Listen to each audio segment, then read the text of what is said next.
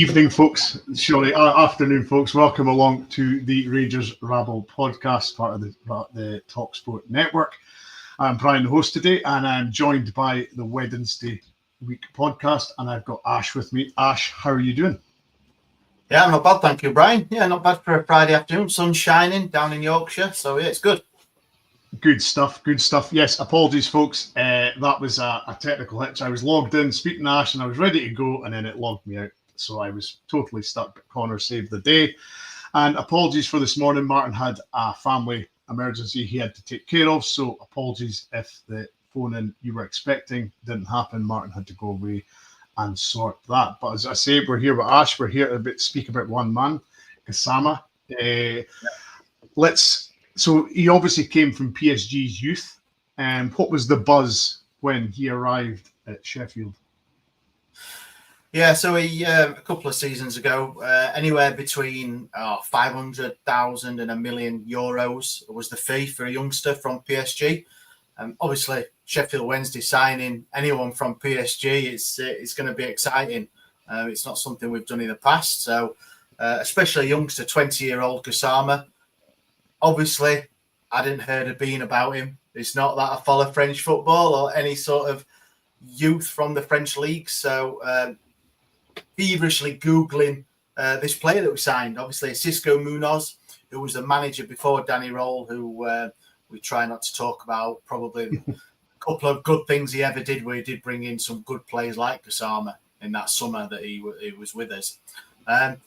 So really, really high hopes. Obviously, he came, and to be honest, in the pre-season games, that he looked a bit lightweight. He looked, he needed to fill out, a young guy, but he was pushed off the ball a bit easy. So, yeah, he was signed as a project, as a maybe an under-21, coming in now and again.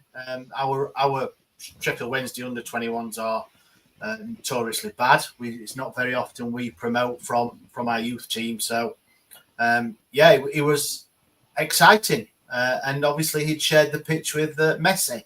And so, he's got to be good, hasn't he? Absolutely. And of course, he's played, 70, if I just double check, 78 games in the Championship, 10 goals, 4 assists. Yeah. What sort of style is Gassama? I did see one YouTube clip where he basically left the fullback for dead and ran in goals. So is pace his sort of number one sort of attribute? Yes, pace. He's got bags of pace. He can carry the ball well. He has got a trick on him. He's like an old school winger. He really is. He can operate on both, but he's majority left wing. So obviously, I'm not sure what Rangers' situation is there with how Russell Martin will want to play. But yeah, left winger, attacking, good with his feet. Decision making maybe is probably one of his weaknesses on a Sheffield Wednesday side. What we've seen, he beats a man, but then he'll try and go back and beat him again instead of putting the cross in or releasing the ball. Frustration on that side, and probably it's hard. His finishing, if you look on YouTube and see some of his goals he's scored, are fantastic, really good, but he does seem to be a bit wasteful in front of goal as well. But bags of pace, bags of potential. And if it goes through, obviously, if he does make the switch to Rangers, then I personally and a lot of Wednesday fans will be sad to see him go. Absolutely. Now, we did speak just before we started that, there is talk of things being held up. Djeidi's sort of said here, supposedly waiting on a signature from the owner. Is that your guys' understanding of the situation, that is basically everything's done apart from the owner signing it off? Now, if it's our owner, I don't know if you know the situation we've got with our owner, and I know Rangers, that you've had your fair share of ownership problems, but if it's a signature he's waiting for, you could be waiting a long time, because no one's heard anything from him for weeks and weeks. So, reported, obviously, I think it was yesterday, there was a photo posted online that it looked like Gassama was in the Rangers training kit, and then at St George's Park, where both teams are based at the minute, doing pre-season work. That it was very much all done and dusted, and it was just one of those where you just have to announce it. But then one of the local journalists, a respected journalist from BBC Sheffield, has put in this morning that there is a hitch, or there is a hitch, a hint of a hitch, should we call it? If that is paperwork, if that's signatures, he didn't expand on that. So currently at the minute, I believe the medical's done. I would imagine all the personal terms are agreed. And if it is, you're waiting on our owner, then I'm sorry, but he's got a habit of making hopefully it'll be the right decision for me, but the wrong decision or holding things up. So we don't know what it is, but obviously it's been now 36 hours that Gassama's been linked with Rangers. Yeah. I mean, in your sort of experience, with players leaving, do you feel this is too far down the line in the sense that it's as far as you're concerned, he will leave, or do you see something else happening? Honestly, I could not tell you. The issue is with our owner, he's been notoriously bad at transfers. Either not let players go at the right time, keeping hold of players, not making the right signings. He is just that far. I would imagine he's that far in trouble with his money worries at the minute. It's just he could do anything and nothing. Do you know what I mean? We don't know even who's making these decisions, because at Sheffield Wednesday we should have a manager, and that's another thing and then we have a general manager who does the data, and then we have the owner. That's it. We don't have a hierarchy at Sheffield. We don't have a director of football, a CEO, a CFO, COO, anything like that. It is basically the owner is the one-stop shop. So I would imagine it could be him that's holding things up. The other thing that's been mentioned earlier is that we are hopefully in the midst of selling the club. So if there is potential new owners, that Gassama is well thought of at the club, a real prospect. Now, do you really want your potential new club to be selling its prize assets? Maybe not. So if there is potential of buyers coming in, they may have said to the owner, look, we don't want him to leave. It is up in the air.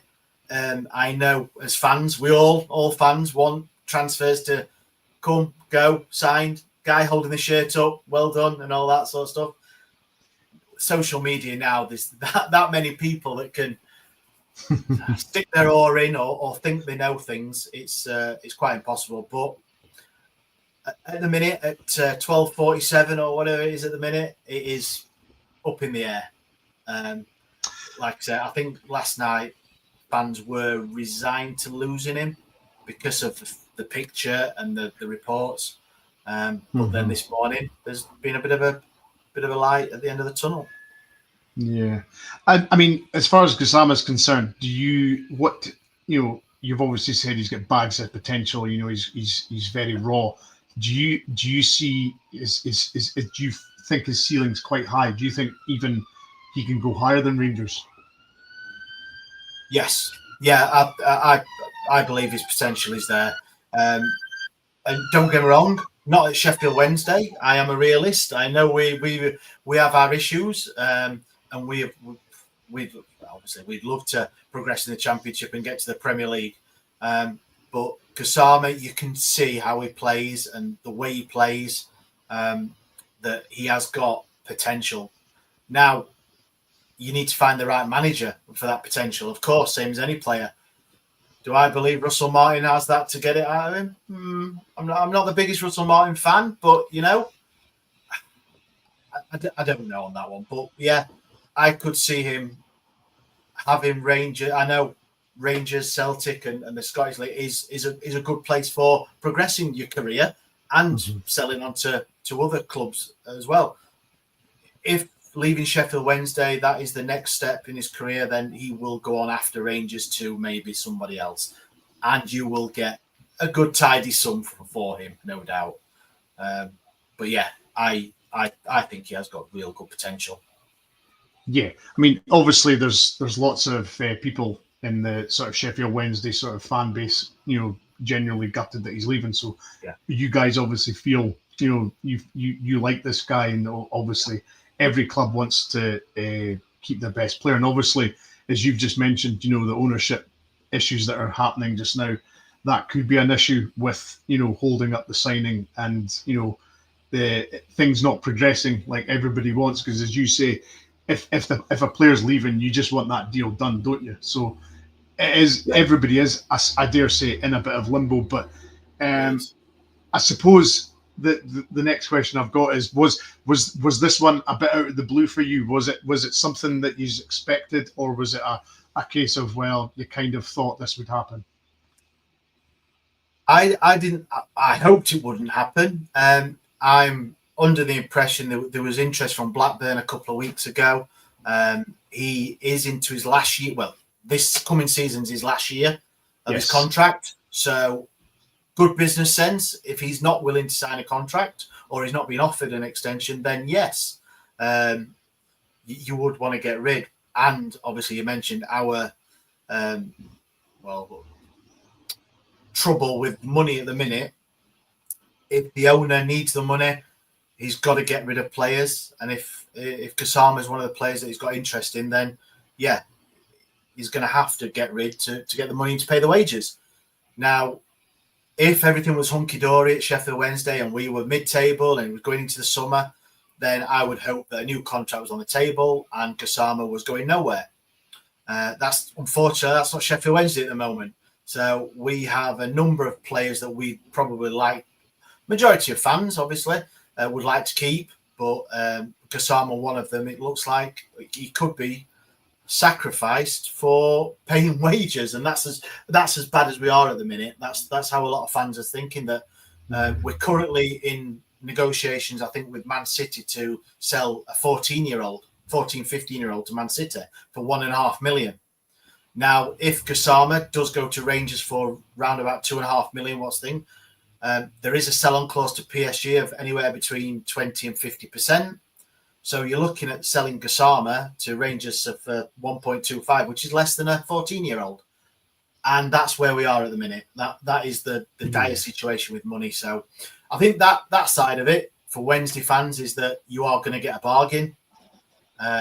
Frustration, can't blame him because of the money situation. Some players haven't been paid for 2 months and all that. So footballers, very small opportunities for a career. So you don't blame him in that sense, trying to find a club that's going to pay him every month. But yeah, it would be if I know it's a big if, and I know people have seen the comments going, if he does move, then yeah, it will be a big miss for Sheffield Wednesday.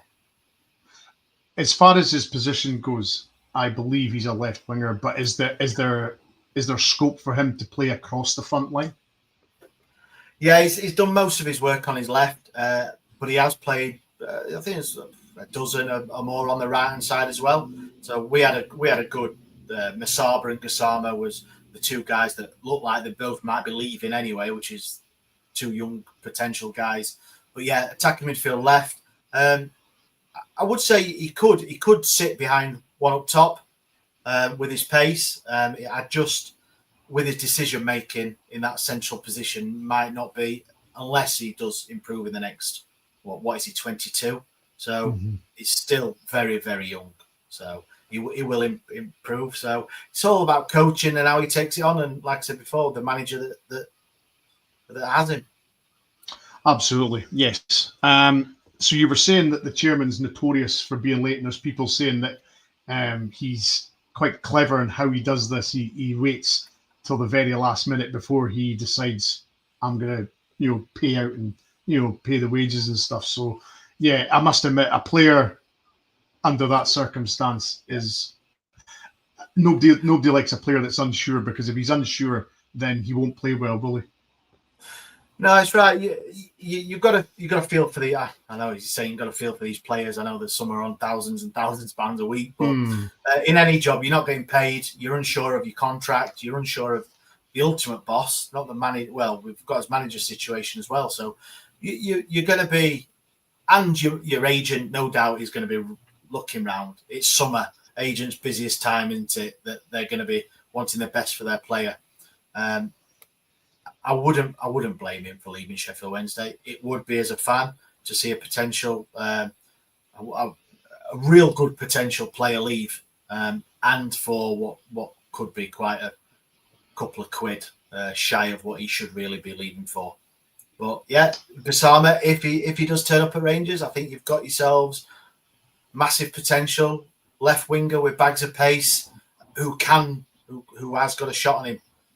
But it's just decision making sometimes. You may feel that you're a bit frustrated sometimes watching him, which is something that Wednesday fans have been. Like I said, he'll beat a man, then take it past him, beat him again, or try and beat him again, lose the ball, or he'll not release it into the middle. He'll take it down the wing, and so his ceiling is pretty high, potential high. It may just take a while for him to settle. Yeah, I mean, you said there, his potential and he's frustrating.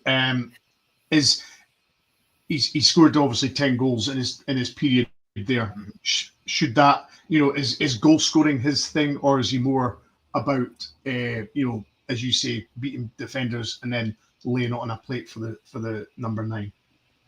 Yeah, if you look at his stat, I know, and I think I might have got the same stats up because I've got the same, like 10 and 4 assists. Or 4 assists in 78 games for a wide man. And you look at that, you're thinking, it's not the best return, really.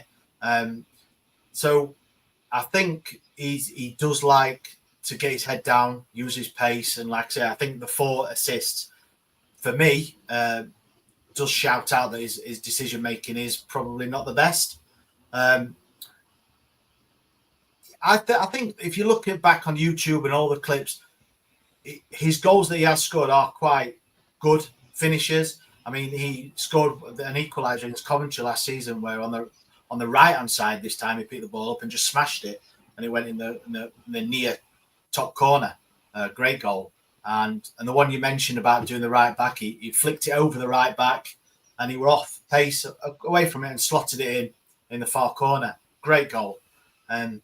So yes, I think the would hope to get more out of him on his goal contributions. I think that's the newest one into XG and goal contributions. So and rumoured 2.5 million. I think it's a bit of a bargain for you as well. Mm-hmm. Paul's asking one of our members, can he cope with the whole high profile games where you must win? Well, our high-profile game is obviously the Sheffield Derby, which we lost both games of. But obviously, he's probably talking about your high-profile game against. I don't think is there many players that probably could cope with that atmosphere. Well, that's true. So I can't answer because I wouldn't think he's played in anything like the Old Firm. Like I said, the Steel City Derby is notoriously pressurised because of what it is, but that's for us. And you guys will say the Old Firm, but he's not been accused of going missing in games. Should I say? Is that the thing? He's always there, contribution on the ball. It's just the frustration bit of it. I keep saying it, but. Must win, yeah. Well, we had a couple of those the season before last with obviously our league position where we're going into the last few where we've got to win, and we did win it. So as a teammate and a player, then yeah, he may be in that situation, but it's hard to say that the games that he'll come and no disrespect over the Scottish League, there is some games that he'll probably play and be outstanding world class. The world class outstanding. Probably could only put it on probably 5 or 6 games that I've seen him play that he's come out like that. He's more of a 7 rather than a 9.5, 9 type of player. Yeah, absolutely. And just to finish up things, are you, percentage-wise, how sort of, 0 not happening, 100 obviously happening, where do you see this, this deal landing? Can I say heart and head? Yes, heart, yes. 0% heart, because obviously I don't want a young player to leave Sheffield Wednesday. Head, it's got to be close. Even this far down the line, it's got to be 70% maybe. It's just the chink of light that the local reporter put out, and like I say, one of the comments said that it could just be a signature, and if it is that, then that's not going to take long, is it? I imagine that over the weekend you would want to announce a signing if you've got games coming up. So yeah, it's a tough one, but that's football. That's football. If you're not getting paid and you don't get on with the owner, then there you go. Absolutely. Well, Ash, thank you very much for coming on. It's been a much appreciated of your time. And the Wednesday Week podcast is obviously on YouTube. You can find it there and the socials. So thank you very much, Ash. Much appreciated. Cheers. No problem. Thanks for having me. No problem. Thank you at all. Good luck for the rest of the season. We're going to need it. Cheers. No problem. Thank you. And there we go, folks. That is Ash from the Wednesday Week podcast. I'm just waiting on Connor to come in. Connor will join me in a minute.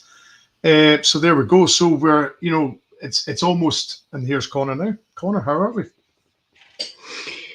Oh, not bad. Aye. I forgot that you don't have the power at the moment to be bringing people in and out of the screen. So no, I don't. So yeah, aye, all good. Interesting chat. You've had the Ash. What was your take from that? Yeah, it seems to me, it sounds like this is a promising young player. It sounds like he's been bought by Sheffield Wednesday as a prospect, as somebody that they were looking to build. They've obviously built him over the time he's been there the last 2 years.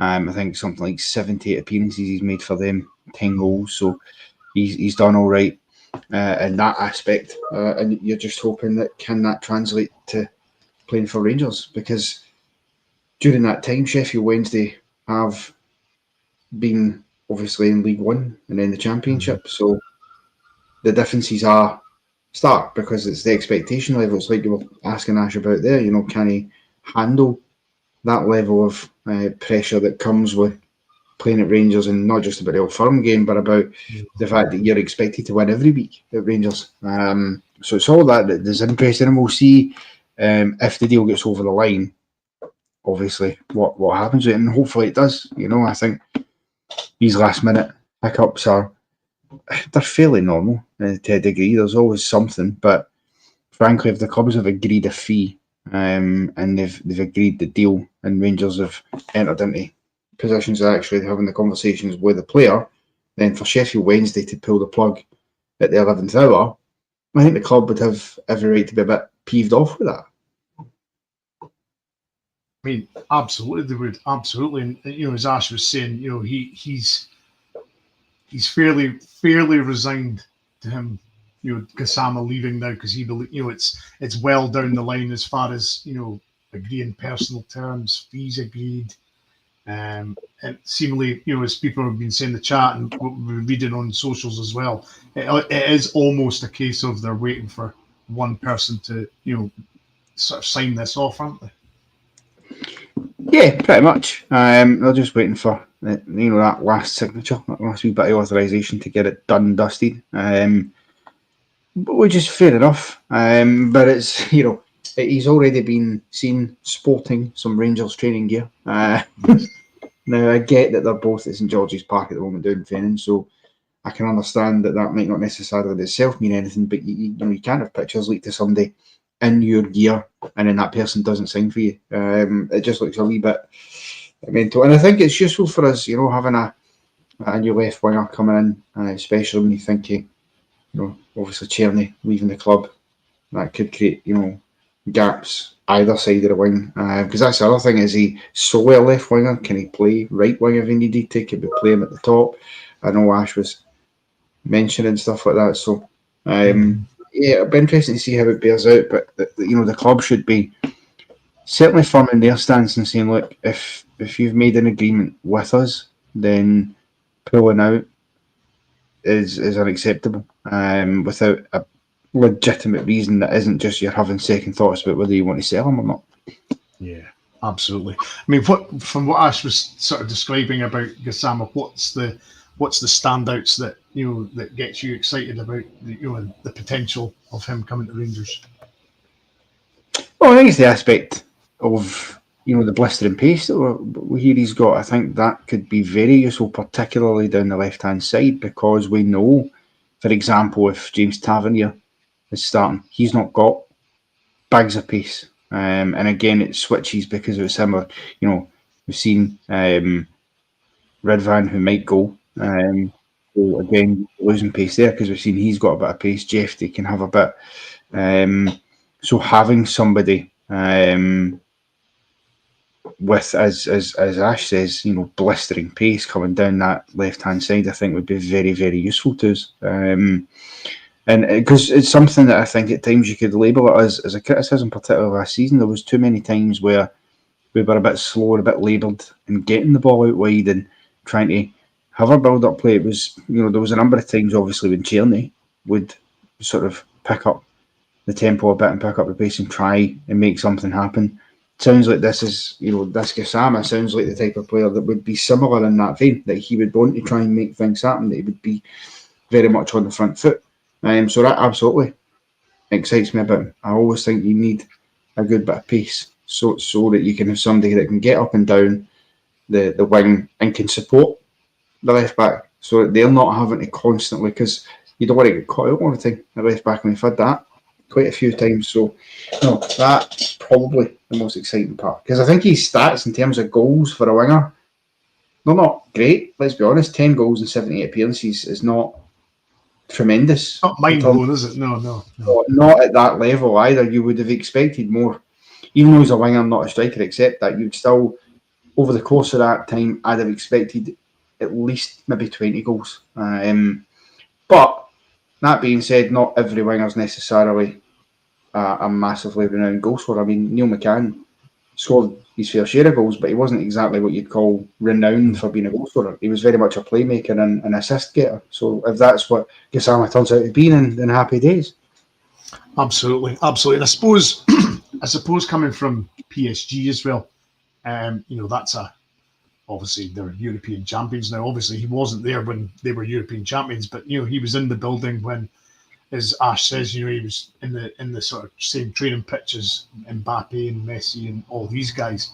So he's obviously had to sort of train at a certain level of, a very good level, well, an exceptional level of training. So that'll certainly, if he does arrive, set him in good stead for Rangers, won't it?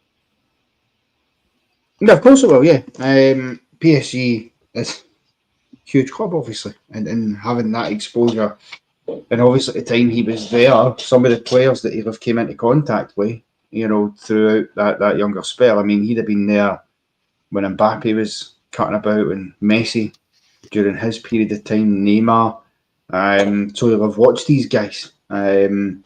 Albeit I wouldn't take if I was him, I wouldn't take my attitude lessons for Neymar or Mbappe, but quality to bring in the park and things like that. Messi is a consummate professional, I feel, and I think he's a good guy to learn off, as well as loads of the other boys they've had there. He's also worked clearly, I've had conversations and worked under a couple of top quality managers that they've had in the piece as well, guys like Pochettino, for example.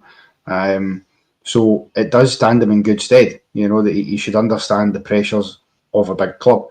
That being said, again, the pressure in Glasgow is different even to that of a club the stature of PSG, because it's a bit more, I think, intimate and intense. I think if you lose any ground at all when you're rivals, it becomes a problem. He could play I mean, we've seen it, Bryan. He could play 20 phenomenal games for us and have really one shitty performance that, cost us a goal or whatever, and he'll be absolutely slaughtered by our fan base. Yeah. He'll be written off. He's shite. Get rid of him. That's what happens up here. And it's about, can he deal with that mentally? Because even at PSG, I don't think it quite happens like that. I think at PSG, if you have one bad game out of 20, they probably just write it off as, it's a bad game, we move on. That's not the same up here. So I think he'll find those wee differences. But again, there's guys in that change room should be able to help him understand that and get the arm around him and just make sure that he can cope with that. Because at the end of the day, you can say that with any new player that comes into Rangers. Can they cope with this? Can they cope with that? You don't know until you put them there at the end of the day. So it's why it's always a gamble, especially with young lads. But to be fair, it seems to me that he does have a lot of good attributes that should serve him well if and hopefully when he does finally sign on the dotted line. Absolutely. And there's definitely a trend now you can see with obviously Thelwell and Russell Martin's approach to signings. They're obviously going, obviously Rothwell aside, he was 30, but they're certainly going for these young guys who are quite explosive. So that would suggest that Martin is obviously wanting. He did say when he did his first sort of interview that he wanted the team to be high press team. He wanted lots of pace. So this just falls in perfectly, doesn't it, to the sort of blueprint that Russell Martin was speaking about, that he wants pace in his team. It does, yeah. And to be fair, the style of football Russell Martin likes to play requires it, because it is a high pressing, high intensity style, possession based football. Where you're expecting to be in the front foot more often than not. That means you need pace, particularly in your attacking line, especially with your ball carriers, because you can't have free flowing, fast attacking football without fast players being a part of that. But I think as well, sometimes it's about making sure that you don't just go for pace, because there's plenty of players who get pace, but they also have quality to come out at the end of that pace. I mean, you look at Rabbi Matondo. Nobody will ever dispute how fast Rabbi Matondo is. He is rapid when he picks up the ball and he gets going. He's absolutely rapid in that engine room. His problem is that his finishing touch at times isn't always there. Although he has scored a couple of absolute screamers, there's no doubt about it. The equaliser against Celtic has been a standout moment in his time at Rangers, no doubt. But apart from those odd glimpses, those wee moments where you see it, there is a feeling of end product. Where's the end product? Can he create an assist? Can he cross a ball in? Because you need to do that as a winger. Can he finish it more? Yes, he can cut in and score wonder goals, but can he score the tap-ins that he should score if he's put through one-on-one? So those are all the aspects, and I'm sure Russell Martin will have looked at that. And I think we've kind of been fortunate the last couple of years. I think the wing positions have not really been our biggest problems. They've not been that weak, all things considered. We've had Czerny last season, with Sima the year before that. A lot of people, much like with Czerny, wanted us to try and get Sima back in the door again and keep him. Wasn't to be. Seems like the same situation with Czerny, that we won't be able to get him back in the door either. So the good thing about bringing this boy in is, rather than it just being a season loan and then you lose him again, we're actually buying this player.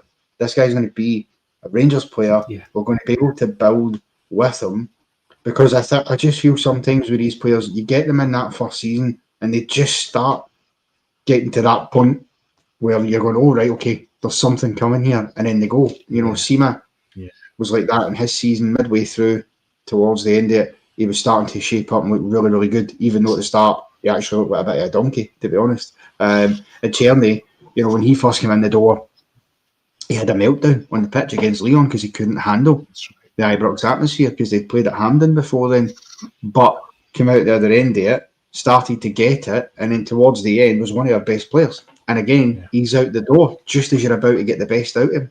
Because I'm convinced if you'd get a second season out of either Sima or Czerny, you'd have seen totally different players. The improvements would have been brilliant. Unfortunately, that's not the case. Whereas with Gassama, You don't, and Tillman as well as Paul saying is another great shout with that. Good shout.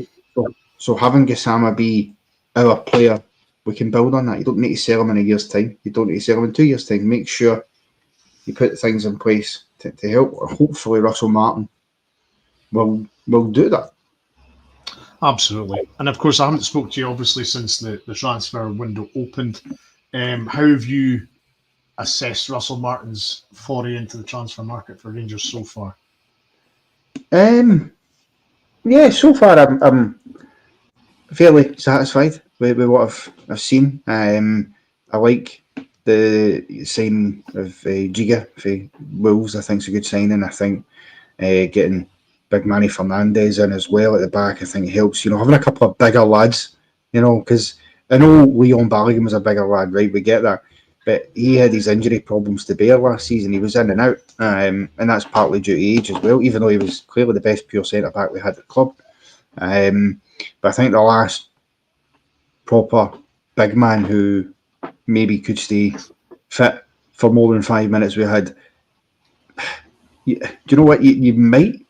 I mean, Phil Helander, maybe he had a spell where he was okay. But you might actually have to go potentially as far back as David Weir for the last really good big man that was consistently playing week in, week out.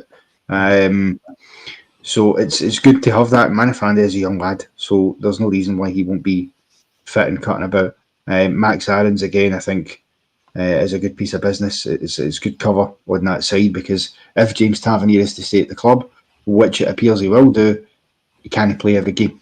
He'll be 34 in this upcoming season, so clearly you need that ready-made replacement there. And if Max Aarons is the man that we look at as potentially taking over for Tav at some point, then great. I would like to, obviously I'm glad that Gassama could be in his way, and I hope that gets over the line, because I think we need winners. I would like, personally, I know we've got Lyle Cameron, and he's picked up an injury as soon as he came in the fucking door, which is typical, but again, I think that's a good piece of business. But I'd like another midfielder in there, and I honestly think we're going to need, probably will bring in another striker. Asgard as well, I think, is a standout. Very excited to see what he can do. But I think now the focus is, if you can get another sort of attacking midfielder to help bolster things, great. But we're probably going to have to look at a striker, because for me, one of them's going to go. They're not all three going to stay. Whether it's Igaman, whether it's Dessers, I don't think Dessers is going, to be honest with you. I think Dessers is staying put. There's not really been loads of interest in him. There's been a couple of conversations with other clubs, but Igaman seems like there's red hot interest in signing, and if we can get good money for him, which some of the sums being bandied about would be an incredible, profit for us, then you'd have to take that. But if you do that, you need to have a plan in place and a list of names that you can go, right, well, that's who we're going to bring in this guy. This is who we're going to approach to get a striker. My only concern is we're 2 weeks away for the even 2 weeks away for the Champions League qualifiers now. And I'm still not convinced from what I've seen against Bruges, and I know we've got another pre-season game against Middlesbrough. Before that, I need to see vast improvements in the Middlesbrough game for the Bruges game, because the Bruges performance didn't convince me we were ready to state our claim in the Champions League qualifiers, and that's vital to the club. And don't get me wrong, there was obviously guys like Asgard and that didn't play in that game because he was only just signed. Sure, we'll see him against Middlesbrough, but hopefully all goes well, and we'll see the form start to pick up and see it happen, because it's coming thick and fast now, Brian. You've got these Champions League qualifiers, and then the league season starts back in the 4th of August. The domestic season in Scotland basically starts back this week with the League Cup. So there's not an awful lot of time now to get it working together as a unit. Absolutely. Yeah, it's like, what was it, 12 days, 13 days till the Panathinaikos game. So, the 22nd of July is looming large. And obviously Russell Martin will want every new player he can get in as quickly as possible for that date, because you want as many, he'll want as many of his targets in before that date. And we all know, Connor, how crucial the 22nd of July is, the home game against Panathinaikos, because going over to Greece is never an easy task. Be it Olympiacos or Panathinaikos or any of the Greek teams, they're always ferocious games. So the Middlesbrough games between the ties. Yeah, it is. The point I was making, Timothy, is it's the last pre-season friendly we've got. Although it's in between, it's weird having competitive games sandwiched with a pre-season friendly. But I think you look at it, there are legitimate concerns some people can have. I think what the positives you can take though from the Bruges game more than anything else was in the second half we played really, really well. We really controlled the game. We got back to 2-2. I think there was a lot of fans, and I had somebody say it to me recently as a Rangers fan when I was at football training that, good to see we've got a new manager in the door, but we still need to go 2-0 down before we start playing, which had been a problem at the end of last season. We were going 2-0 down in almost every game before we actually turned up, and that cannot happen this season. And Russell Martin will know absolutely 100% that if he goes into the Champions League qualifier, that goes into the opening league game, and he goes 2-0 down and 2-0 down, people are going to start panicking because they're going to start going, hold on a minute, this is the same as what we've seen last year, so why is nothing changing? So he'll understand that. But I also think you have to just give leeway for the fact it was a pre-season friendly. It was a lot of the young lads, particularly in the first half. The defence was sort of, Max Aarons getting minutes in his legs, his first appearance, and it wasn't exactly you would think number one full strength starting defence, especially with Robin Proper in it, because Robin Proper cannot be a starting defender this year. He can't be.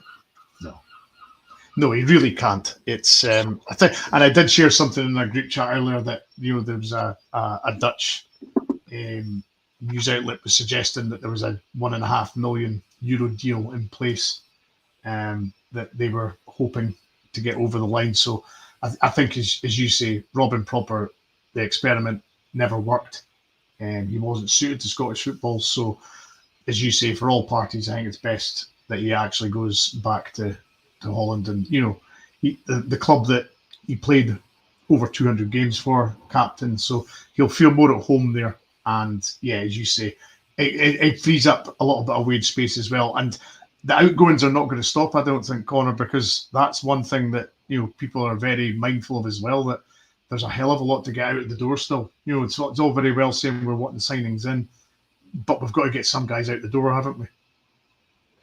Of course we do. There's a number of guys that you're going to have to look to get out the door and move on, because there's no point in keeping about. I think Proper is near the top of that list. I don't see a reason to keep him about. It'll be interesting to see what happens with the Ben Davies situation with Kieran Dill. I mean, see, the thing is that frustrates me, Ben Davies in particular, when he went out on loan to Birmingham, he was superb for Birmingham. He really was. I mean, they were posting pictures of brick walls to represent how good he had been for them, And there is a part of me that wonders, in a Russell Martin team, in the way that he likes to set up, is there a place for a Ben Davies somewhere as a backup defender? Can he do for us what he done at Birmingham? I don't know. We all know he can play well down south, because that's why he was signed up here in the first place. It's whether he can do it. So he'll be one to be interesting to see whether Martin feels he can keep him or not. And then I think Dill, probably, for me, Dill has to go. I see no value in keeping Dill. We're building a midfield. If you've got Gassama coming in the wing, you've got Lyle Cameron in there in the centre mid, you've still got Nico Raskin cutting about. I imagine we'll probably look at signing another midfielder at some stage during the summer. Then I struggle to see where Dill fits in. Having said that, though, you need backups. You need squad depth. This is very well and good getting rid of players, but you're going to have the depth so that if injuries happen, which, let's be honest, it's Rangers, injuries will happen, that you've got somebody there that can do it. I'm not saying that's Kieran Dill, but you can't just clear out everybody. Some people are going to have to stay put. But Dill, I think, could be one to go. Matondo, obviously. Probably out the door. Robin Proper, for me, as I say, top of the list, I'd be getting rid of. Hamza Agaman, I'd hate to see Hamza go, because, again, much like what I said about Tierney and Sima and Tillman before them, I think we're only just starting to get to see what Agaman can be capable of. The fact is, he came in, he scored was like 14 goals last season or something. 16. Off the back of the fact that he was not the number one striker at the start of the season. He came in, tore it up a bit, took that number one jersey for Dessers for a period of time. Then, I don't know if he picked up an injury or whatever, he then ended up back out of the squad. Dessers came back in. But he's still contributed. And if nothing else, he'll forever be remembered for the last minute bullet at Parkhead. That obviously done wonders for Big Alex on here as well. But he'll always be remembered for that. But as I say, as a club, if somebody wants to offer us fucking 15, 16, 17 million quid, you can't really turn that down. Not when you've brought him in for £1 million a year ago. And it would prove some of the people who want to criticise Rangers wrong as well and claim that we can't turn over profits and players, because we can. You know, Iggerman will go for a profit. Wherever he goes for, he'll go for a profit. Dessers, we might break even on it. You know, if he stays another year and gets another 25 goals this season, even at his age, you would think somebody will spend £4 million on him in a year's time if he does that. Because you can't have 70 odd goals in 3 seasons and not attract some attention. And then we've seen it with obviously other guys in the past who we have done okay with Bassey, for example, or Nathan Patterson. So you would throw him into that category of good business, and hopefully that's the way the club will go forward. Because for me, it's an important part of your transfer model. Get players in, get them sold on a profit, and then you can reinvest that profit into the squad to improve it. Absolutely. Well, folks, we'll leave it there. That is your Friday afternoon pod. We had Ash from the Wednesday week podcast on just to speak about the possible incoming of Gassama. So we learned a little bit more about him. He's quick. He's a little bit frustrating. He's young. So we're going to have to, he's going to have to, learn. He's got to grow up very quickly and, learn very quickly of the, how things are done at Rangers, how the manager wants him to play. So all to look forward to. Hopefully we'll hear something very soon. Thanks to Connor for coming in as well. Yeah, no, pleasure as always. I don't get the chance to do the afternoon Rabbles very often. No. Many of the actual Rabbles talking about Rangers, so it's good to just get on and have a chat. Absolutely. That's why I was keen to sort of get your take on the transfers that have happened, but we're hoping that the Gassama one won't be held up too much longer. But my thanks, as I say, to Connor, my thanks to everybody in the comments. Much appreciated. We'll be back tonight, I believe, with the Friday night podcast. We've got Martin, we have Kenny, and I believe Big Alex is in tonight. He's stepped into the breach because Lewis can't make it tonight. So you've got Big Alex on tonight. So that's to look forward to tonight, 7:30. Join us then, and we'll speak very, very soon.